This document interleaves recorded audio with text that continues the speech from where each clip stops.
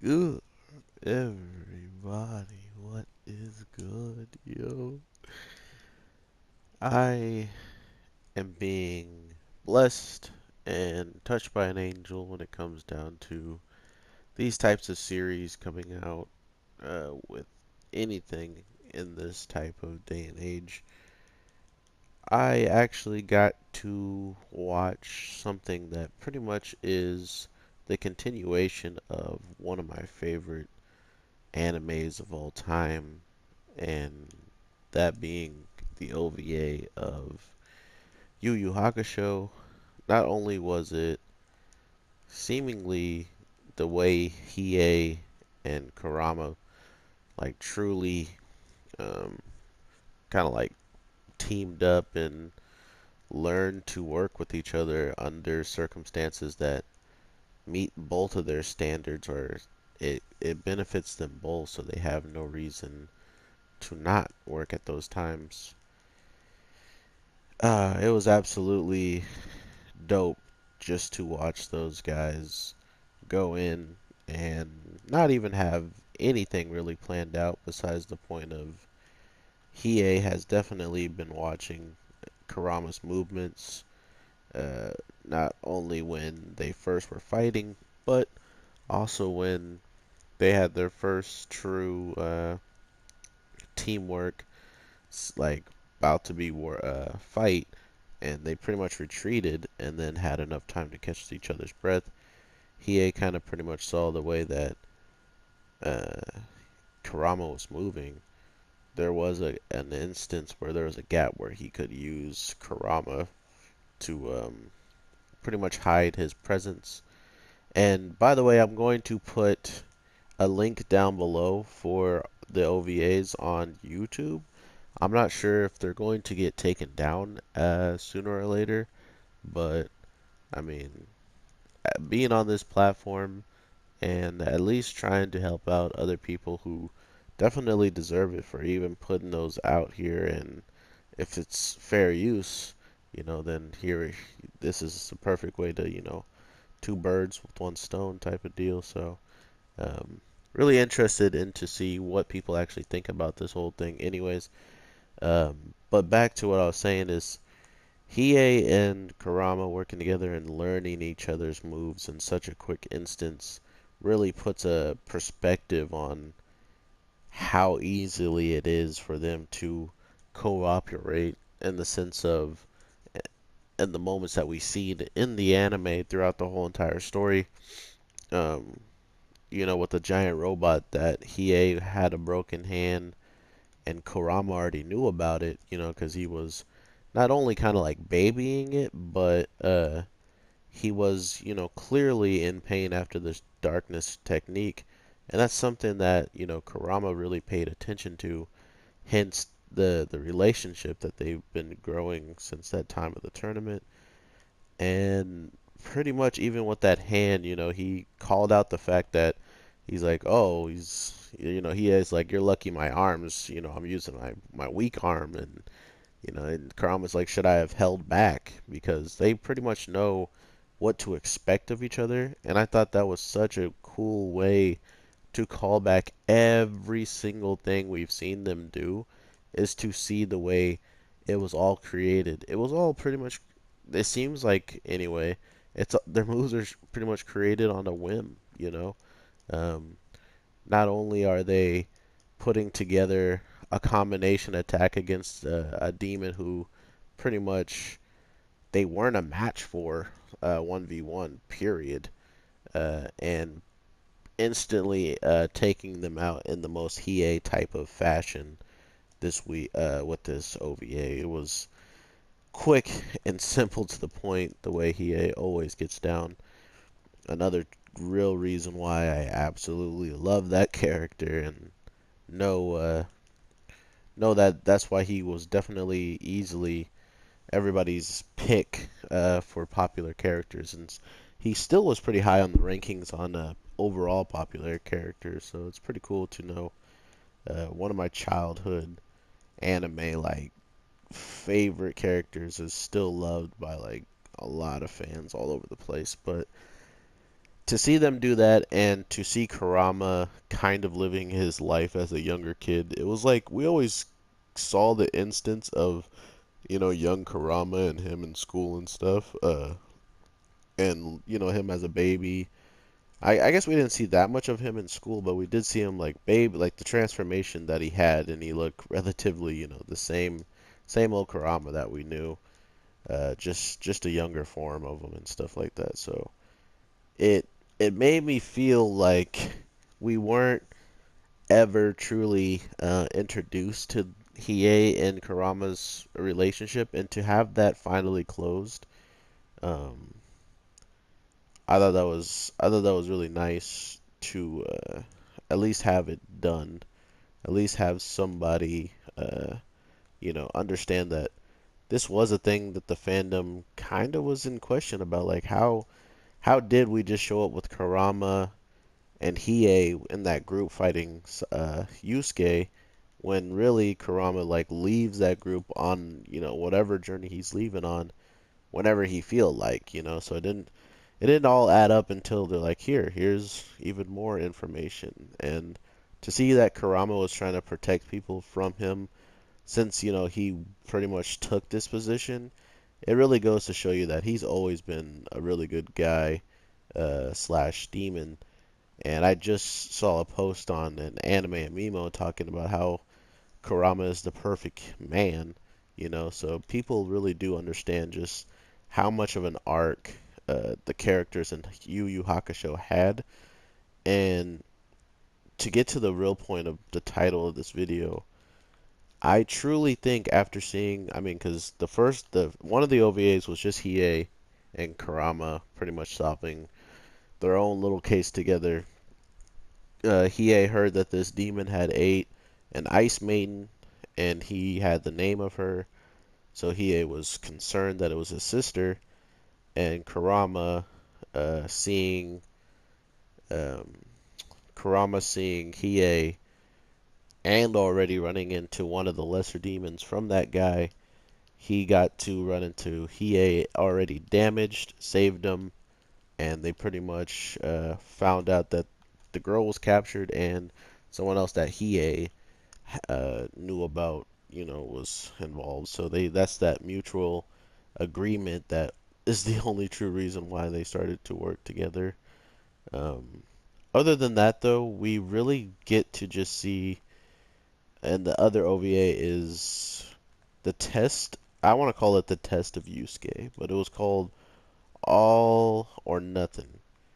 And this test, or this whole entire OVA, is just a perfect example of how the show could progress.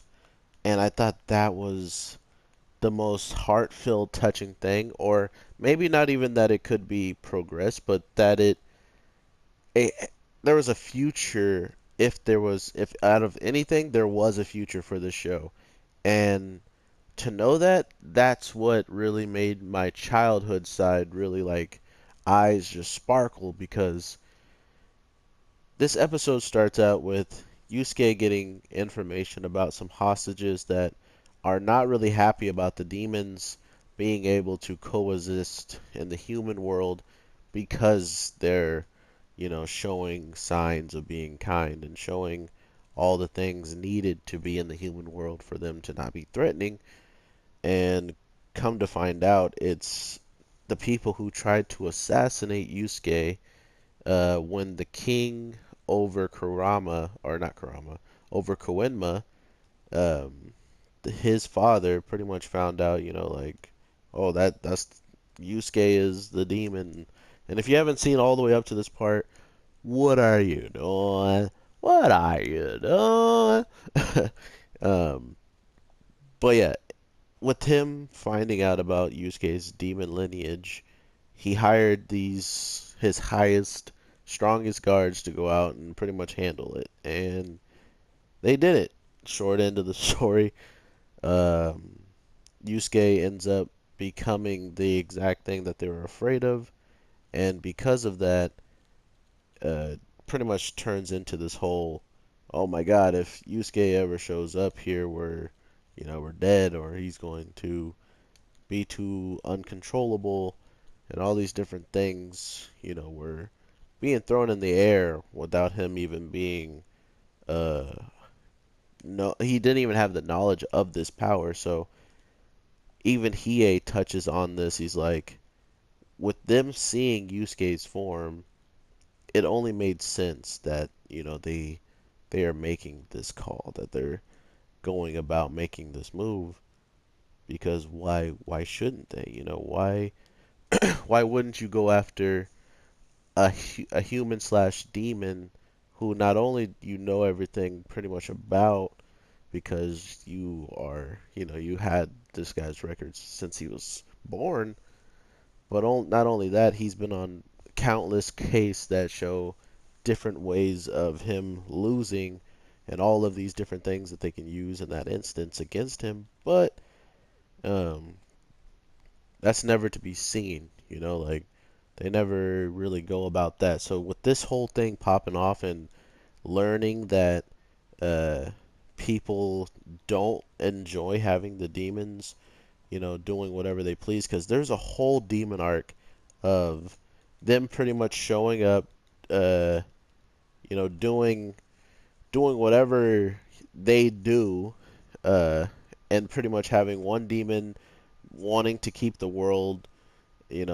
free of humans, where the demons and humans are living their own separate lives. But if they cross each other's realms, they get to fight and eat each other, or the demons eat us because we can't eat demons. Um, but on the flip side of that, of course, us humans didn't want that, and one of the actual demons wanted to literally uh, push a whole demon army onto the demon world and use the humans as food and stuff like that. And on the flip side, there was a guy who altogether, aka Yusuke's father, who didn't even eat humans altogether. So he was really opposed against someone literally trying to make an army out of every demon in demon world, just to fulfill that guy's wishes, or fulfill the wish to go out and do something like that. So that's kind of where this all hatches, and to know that that whole plan has been, nullified, because Yusuke, they never really knew, in the sense of spirit world, where Yusuke's heart lied after that. He still has all this power. Not only does he have all this power, he decides to come back to the human world with Kurama and Kuwabara still there with his powers. He even uses his dimensional sword that just proves that he still doesn't train, to be able to use it, but at the same time, he is in a position to straight up teleport people places if the right type of threat or the right type of dangers around, and he will do what he needs to do, which is a good trait to keep for him, including since if they want to continue this show, he can then train, he can then get better, he can then get to a point where he can use it without needing to be lied to and be a hole puncher, as Hiei calls it. So, with all that being said, we finally get to see, uh, Yusuke, Hiei, Kurama, Kuwabara, all of them in action. And not only did they do that, the king who had won the tournament, or like the demon who had won the tournament amongst all of the other demons and taken over, he also was called, but they didn't want to, include him jumping in and doing all that work. So he lets his subordinates show up for him and, clean up where if this bomb blows up that's been threatening, that's the terrorists are using to threaten with, uh, it easily is only taking out certain people like Yusuke, who's trying to stay there and, take the hit himself. So above all, man, they really went in depth on Yusuke just to see what he would do. Not only does someone shoot a bullet at him, I had to watch like two times the first guy who like shoots an actual attack at him, the attack goes right by Yusuke's like foot. We're talking about a trained guy who works for the king of the underworld defecting, who shouldn't have a care in the world for whoever he's going to take out, and he's already threatened Yusuke's hometown, and where Kuwabara, where Yukine's at. You know, he's threatened all these people and stuff, and to think that he wouldn't be willing to take a correct shot at Yusuke kind of says a lot about the whole narrative that they're trying to draw. And I think Yusuke knew that much, but he didn't necessarily trust it, to the extent that he's like, if I push any of these buttons, it still feels real to me. You know, like even if these guys weren't going for kill shots, even if they were seemingly holding back, is this bomb really not a threat? And come to find out, he pushes blue because that's his favorite color. Um, but with all this being said, guys, it was a test to see what Yusuke would actually do, in this situation of Spirit World is in danger, and he had nothing to do with Spirit World anymore. He was fired as Spirit Detective. And the first thing he opts to do when there's trouble in the Spirit World is to still save them, including since it affected the human world and the demon world that he left in control of some actually good people. So to know that the spirit world was testing him, it could he's I could make like seven more stories for that. He's young. This is still a guy who like just graduated, or he should have been in high school.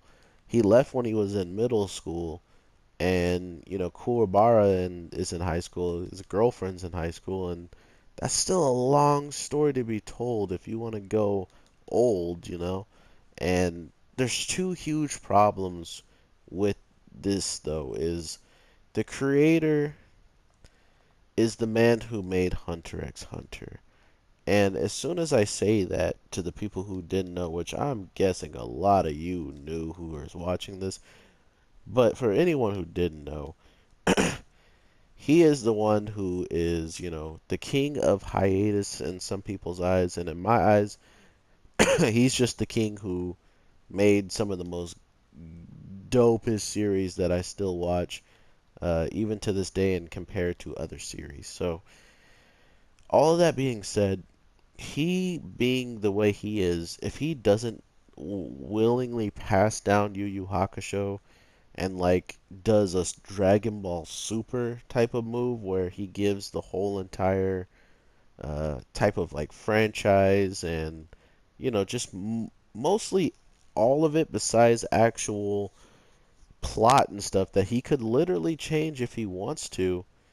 Um, because I mean, it would be better if he worked with them. But from what I'm saying is, if he gives Yu Yu Hakusho to somebody with his already made plot in his head, and they finish it for him, he can still work on Hunter x Hunter the much as he wants to. But these are things that this creator actually doesn't want to do. He wants to do it himself.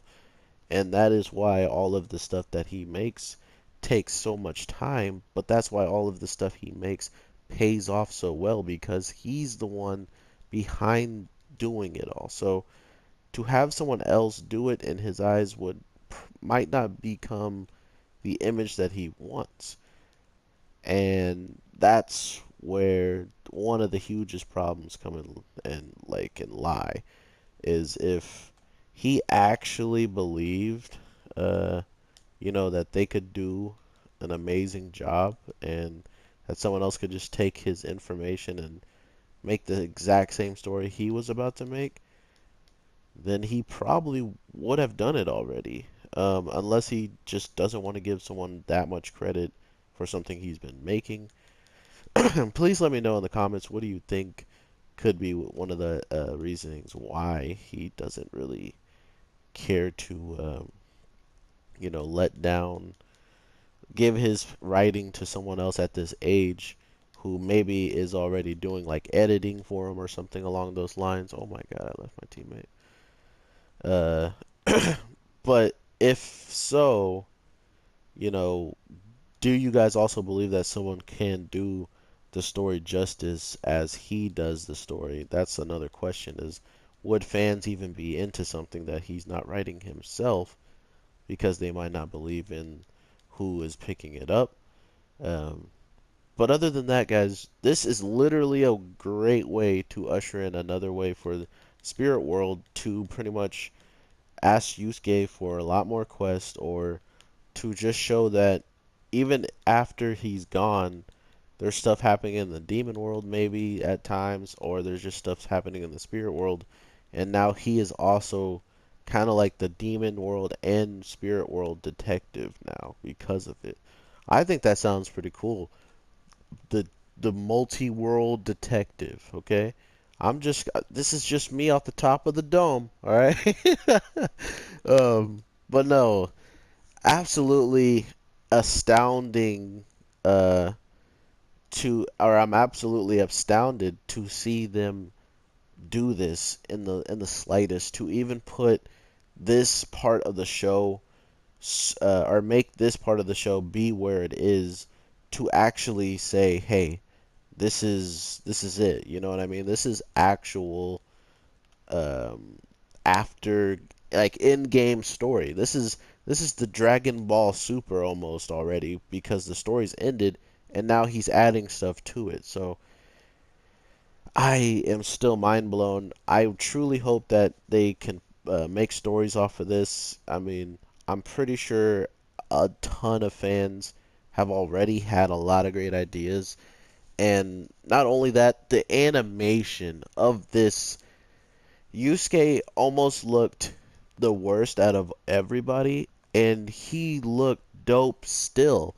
Like, somehow everybody else was just on point. Like, everybody somehow hired a stylist besides Kuwabara. Kuwabara was looking kind of doo-doo. And it was even funny to me that they put Kuwabara in the same kind of like clothes that he had in the end of the show, like when he was actually, like, it was like a trick. They put him in the clothes where he saw Yusuke off, and he was like, "Oh, you're just gonna leave us and fight in the demon world and all this stuff," you know. So it was funny to see that. I thought that's where the story left off. Like, oh, it's right before he goes to the demon world and leaves these guys.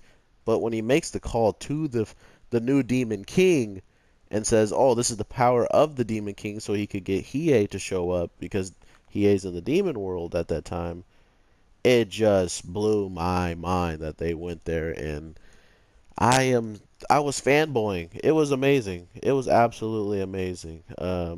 I am definitely gonna watch it probably multiple times, and to see that there's an animation for this in the future and like of this time, but it was like, you know, like a, this is like a movie quality, so it's hard to say that they would be able to do this same animation for, you know, 50 episodes or something like that crazy.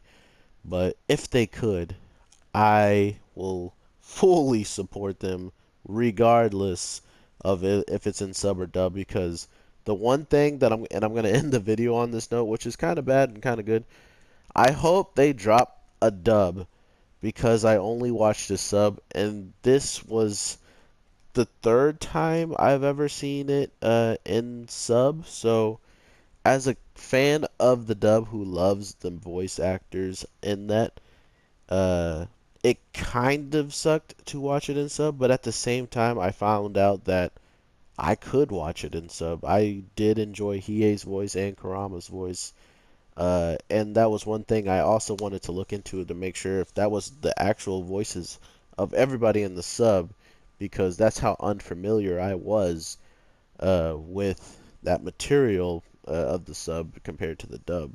So with that, everybody, please, please, please go out there and ask questions. Go out there and find answers. Can there be a series for this? And if there is a series for this, and I just gave a whole bunch of reasons why. We have the whole entire um, you know, spirit world and demon world that can have issues at any time. Not to mention the human world where it actually has the main character at being involved somehow. They literally did that with this OVA having the, and it was like instant to that, like, okay, something in the spirit world is affecting the human world, which is also affecting the demon world. You know what I mean? Like, that's a three-way connection that they made with this, just to show you it's possible that there's reasons why they would need someone like Yusuke, who's not even working with them anymore, to still show up. And I think that's genius. It's absolutely genius. So, with all that being said, go out there and let's figure this out together. Or just let me know if there's any more announcements that I didn't put in here or anything like that that could easily uh, clear up some of the things that I'm saying. Maybe the creator already said, no, there's not anything coming, you crazy enthusiasts or you lovers of Yu Yu Hakusho. There's nothing after this, and that would hurt. But it would be better to know that than not to know it at all and continue to believe that there's a chance. That there's a chance. Um, but yeah, thank you guys so much. I honestly didn't expect to make this video, but after watching it and feeling some type of way, I couldn't help but not make a video about this because this is one of my childhood favorite animes that if people ask me what's my favorite anime and I say this one, that's just because it's that great to me. Sure, it's not the great of all times to a lot of people, but or it didn't age well to some people and they can't watch it as of now with the new animation compared to how it used to be.